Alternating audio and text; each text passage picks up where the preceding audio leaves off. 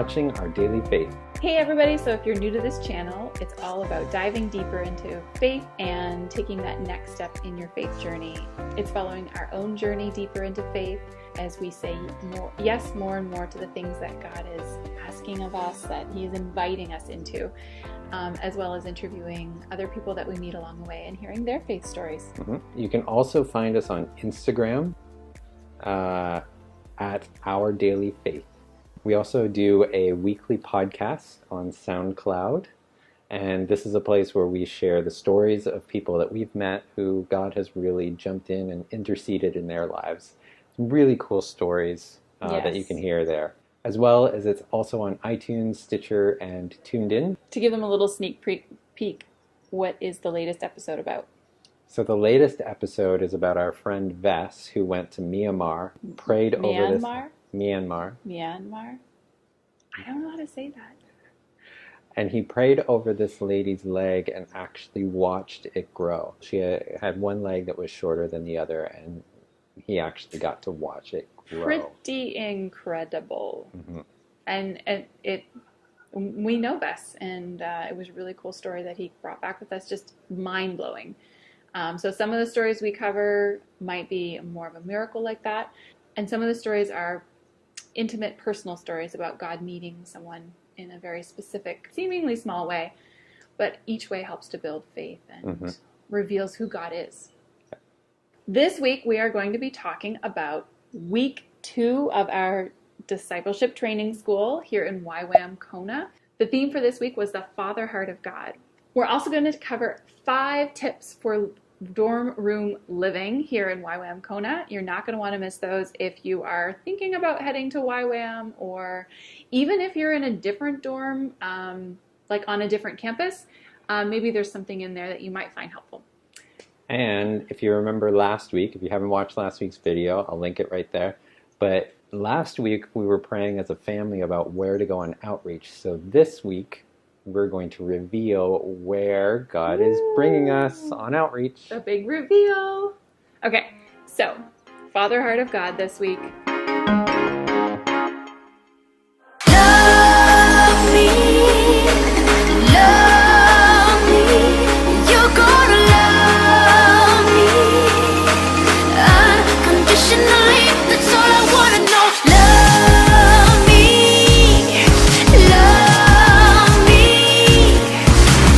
Is this unconditional? Is this unconditional? What was one way that your perspective shifted? There was a lot of really great teaching about who God is and what His heart is like. There was also a lot of time for us to reflect on how God sees us and maybe some of our own lies that we've been telling ourselves. And so God took this time to reveal a lot of things to me, a lot of lies that I've been telling myself, and a lot of ways that I've been blocking myself from living fully in God's will and in His presence. So one of the things that I've been praying personally for myself, for example, was that I want to be a beacon of joy and love to the people around me. But I was not able to do that because I saw myself as a failure, as a mistake. Every mistake I've made in my life, I've held on to, and I haven't been able to forgive myself. I can forgive others for their mistakes, but it was so hard for me to forgive myself. And when I can't forgive myself, I can't receive God's forgiveness. And so that was a big revelation for me, in that if I want to be who I want to be, if I want what God really desires in His heart to give me, then I need to be able to forgive myself and then allow God to work in my life and receive what it is that God has, and receive His forgiveness and receive His love and His joy in my life. That's good. Yeah. How about you? So when we were talking about the Father Heart of God this week, Brian covered the prodigal son story. I have heard so many sermons about the prodigal son, and I'm going like, okay, here we go again. Not a great attitude, I know. But I'm like, I've heard this story already. I've heard it so many times, but it was good. So Brian talked about 2 spirits that we can have being represented by the older son who stayed home and the younger son who left. And he talked about, as children of our Father God, we can be sons or daughters with really one of three mentalities. One, we can have an orphan spirit, or we can have a slave spirit, or we can be fully a son or daughter of God. So I don't have this memorized, so I'm going to read the differences between a slave and orphan spirit from my notes. So a slave will often be very dutiful, controlled, will often feel that we have no right to feel or express emotions or needs. It's really hard to say sorry and admit mistakes. They have a hard time receiving from other people. There's lots of shame, and in their identity they believe, I am a mistake. And so then the orphan spirit, often they have an intense sense of lack.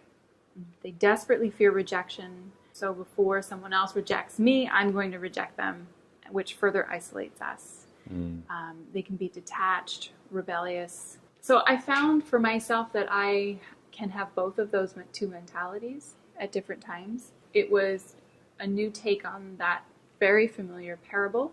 And I found it really helpful to look at that list and go, oh, I see myself, here right now, but that's not where I want to be. I want to be fully the daughter of the King. I think often God shows us things that we will feel like we've dealt with, and then he'll go back to it and say, like, well, here's another part of it, or here's another layer of it. And to go through that process, to allow God to work in the way that he wants to work, and to continue to proclaim his truth again and again and again, say, in this too, I am your daughter. In this too, I am your daughter. I think is really important. And to think about, how do you see Father God? Like, is he a loving and kind figure, or is he far off, detached, and not really intimate, or not really caring about you personally, intimately, individually? Or is he an angry God? Or, does he look at you with judgment and condemnation? How do you view Father God? And often it will be how our own fathers made us feel, will often be how we feel about our Father God.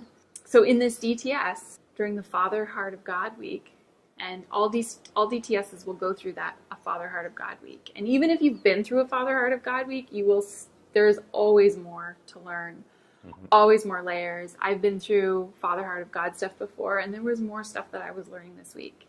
Even our instructors, our leaders who have been through it over and over and over and over again, say they learn something new every time.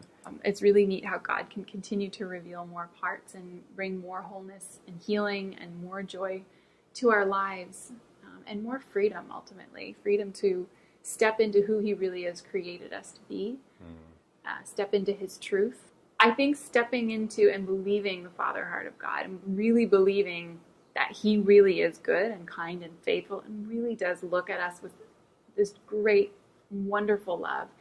But meeting him personally, like hearing that and seeing that from him directly, is really, really powerful. I remember when I was a little girl, I was told that I was ugly, and I really adopted that identity and felt that I really struggled with self-esteem. And then it wasn't until around the time when our daughter Elena was born, my mom handed me a book from Jack Frost about the Father Heart of God. And as I went through that book and I was praying through it, God met me and he showed me and revealed to me how he saw me. And it was so beautiful. I remember just weeping. It was so beautiful. And suddenly I saw myself the way he saw me. And I could then believe that as a child, as a daughter of the King, that I am accepted, that I am loved, that I am desired, that I am beautiful, that I am delighted in. But it wasn't nobody else could tell me that from the outside in. I had to go to God and bring that question to God and ask him intimately, who am I, God? And he needed to show up and answer. Father Heart of God stuff is so powerful, you guys. When you grow and embrace more who you are and love yourself, you are better able to love us, and vice versa. As I'm better able to love myself, and I'm so much better able to love Phil and love Elena and love Caleb. And so to have more peace and wholeness as a family, this stuff is so, so important. So I am so grateful for Discipleship Training School and for what they're teaching and for what their heart is. So, we've gotten some questions from people contemplating a DTS at YWAM Kona, and they have questions about dorm room living. And guys, keep sending us your questions. You have some great so ones. helpful. Yeah. So we've got questions about what the kids are doing for school. So we're planning to do a video covering their schooling. We also have questions about food allergies, so we'll cover that in an upcoming video. We're also like taking that leap forward and doing a DTS. We got questions about home, work, Right. like all that What kind of did stuff. that look like to take the leap from leaving your home for, the 6-month period and going out and doing a DTS? What did that look like? Mm-hmm. So we'll talk be about that. talking about that too. Yeah. In a future video. Yeah. But this week we're going to cover 5 tips for dorm room living. If you're in YWAM Kona, or maybe even if you're somewhere else, maybe one of these tips will be helpful. These are just really practical things that are really helpful to know about this particular campus. So number 1 is develop routines. We have morning, nightly, and weekly routines. And we just find that when we're in a new space and a new environment, that routines help everyone to sort of get settled in more quickly and helps to ensure that our family's needs are getting taken care of. We find there's also, as a family, a lot less meltdowns when our kids know what to expect. Right. So maybe that's not your family, maybe you don't love routines, but this is just something that we found really helpful to sort of get us mentally ready and feel more prepared for what's to come next. So the other thing is, you're responsible for cleaning your dorm room. And in about a middle of the quarter, you will have a dorm room inspection, quite possibly. We had one every quarter last time we were staying in the building that we were staying in. Different building managers are different, but expect it anyway. You will also have a final dorm room inspection before you leave. So in order to help keep up so that you get notified on Friday that you're going to have a dorm room inspection, and on Monday morning you're like, oh my, or usually it was like Saturday night and Sunday night, like you see everybody out like trying to get their stuff done, and they're like, it's kind of mayhem. Well, it really helps if you just develop a weekly routine and you kind of stay on top of it. So there's no last minute panic and stress about doing the cleaning. It's all like the ordinary stuff that needs to be cleaned, along with a little bit of extra that I would normally only do during spring cleaning time, but things get dusty here. So clean your bathrooms, clean your kitchens and your sinks, sweep, vacuum, mop your floors, dust everything. We set aside about an hour for chore time. It doesn't take the kids that long to do their chores, but they each have chores assigned to them, and the whole family does it Saturday morning first thing, and then we go on with the day. Tip number 2, this is gonna help you sleep. We bought box fans from Walmart, and we have eye masks and earplugs. In Hawaii, you have very open style living. Our windows that I'm looking at right now, there is no window over top of them. It's all screen on the top. Just a net. That is not unusual because it's so hot all the time, you really don't need windows and you don't need things to be sealed. But because of that, it means that there can be a lot of campus noise happening. That becomes a bigger issue whenever it's at nighttime, because there could be praise and worship, music pounding somewhere. There are quiet times on campus, and I think it's 9 o'clock, but like our kids go to bed before then. And so with a big box fan, it helps to drown out that noise. Also helps to keep us cool at night. Yeah, that's the other thing, of course. Then eye mask and earplugs also help me. I'm the one who uses those the most, but we do have some of the kids if they happen to want them as well. So even if you are not a family, if you're in single dorm rooms, like those things will be really great too, because not everybody goes to bed at the same time. So some people might be active in doing things, and that's something you can talk about with your dorm room of how to handle that. But that has made it a lot nicer for us. So tip number 3 is to keep your ID badge and your key on you at all times. Now this is very, very important because you need your key and your badge for a lot of different things. The key not only gets you into your dorm room, which you don't want to be locked out because sometimes they can auto lock, but it also gets you into the pool. So if you ever want to go into the pool, you'll need your key to get in. Yeah. With the badge is also used for swiping for food. So anytime you're going up to the cafeteria to eat, you will need your badge. The other thing is that if you are going off campus, if you're driving out and you have a rental, or you rent a moped, or you buy a car, or whatever it happens to be, there is a gate. It is a gated campus, and the only way to get in is by using your ID badge. That acts as like a security feature, so you need to swipe your badge and the gate will lift up and then you can drive into campus. So it's just good practice that we found, is just to have your badge on you at all times. You also have to show your badge at the boutique to shop there as well. Okay, number 4, this is one that's important to me, is make it home the first week. So I had a really good friend last year that taught me how to do this, because I always took so long to settle into a new place. But guess what? You're only going to be in your dorm space if you're in YWAM Kona on a DTS for 3 months. If not, you might be there a little bit longer, but still, like that first week, really be intentional about making it home so you can enjoy those things for the rest of the time that you're there. And so some of the tips that I would say is, right away, unpack everything, get it away, up into drawers, on hooks, whatever it is, get it off the floor and out of sight to kind of unpack. I also got some rugs and mats and things like that from the boutique, a couple of throw pillows and blankets. You can also, if you already have some hooks or nails, you could do like some hanging plants or a picture or something like that as well to kind of make your place feel a little bit more at home. Because once you get into the middle of the program, you're not going to have time to do any of that stuff. So the schedule is fairly packed, and we can talk more about that, because I know that was one of the questions of what the week is like. Right. Number 5 is be kind and friendly to your neighbors. I mean, these people are going to be running with you. We kind of said this a little bit in one of our other videos, but these people will be running with you for the next 12 weeks. And so it's just really great to be courteous. So if there are quiet times, be aware of that and be respectful for the quiet times. Help each other out. You know, there's this idea of kokua in Hawaii, which is mean respect others and be courteous and helpful to others. So that's one thing that you want to adopt being here, and you can just create really great relationships with people, and God can bless you in amazing ways by just being kind and showing God's love to other people. And have a lot of compassion and grace for other people too. And have a lot of grace for yourself as well. You might be having trouble settling in as well, and that's okay. Some people sort of have a tough time at the beginning, and then it goes through the family or the group or whatnot. But kind of like there's often this big moment of like, what have I done and have I made a big mistake, is a really typical like feeling around that point, because there's so much that's new. There's so much information that's being thrown at you, which hopefully watching some of these videos will help prepare you for some of those things as well. So not all of the information will be brand new. Yeah, it just can be really overwhelming. So have grace for others, grace for yourself. Don't be afraid to set boundaries in a really kind and compassionate way. When you need alone time, then don't be afraid to say like, I really love spending time with you.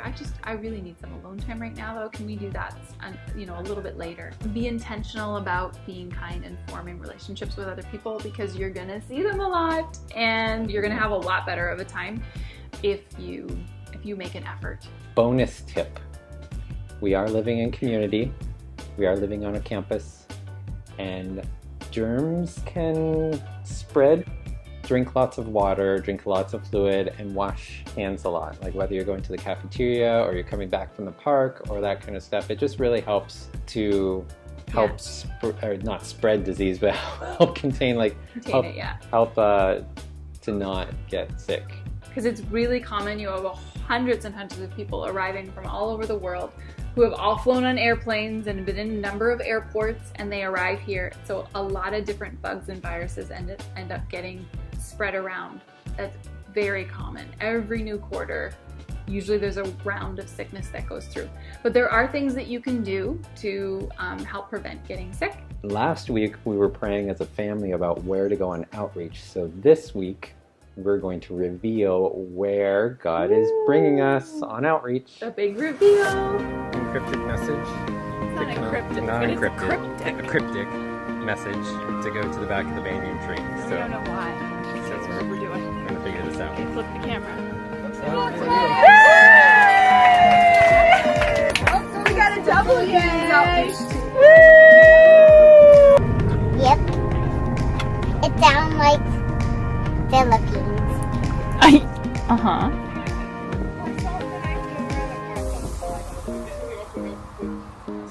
introducing our team.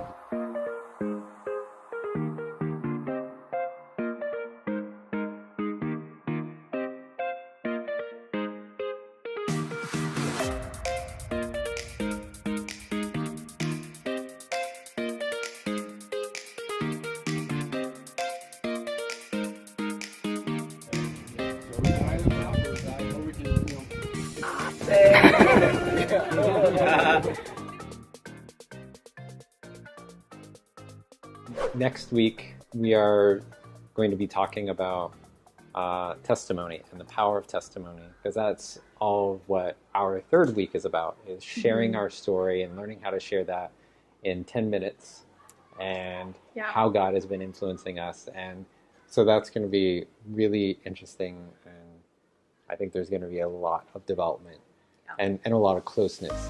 And next week's video will also cover the schooling for the kids. That's great, but do you love me more than that? And he said, yes, I love you more than that. And he said, I'll prove it to you. And the next 10 minutes, it downpoured all the way to Costco. And I'm crying and just praising the Lord. My kids are in the back of the car. And they're like, are you okay, Mom? I said, yes, Jesus loves me. He's telling me he loves me. I love the rain.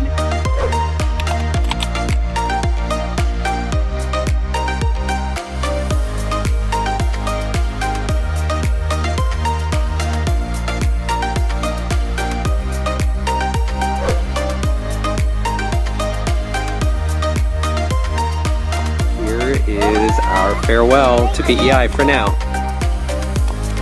And there is water shooting out of my ice maker.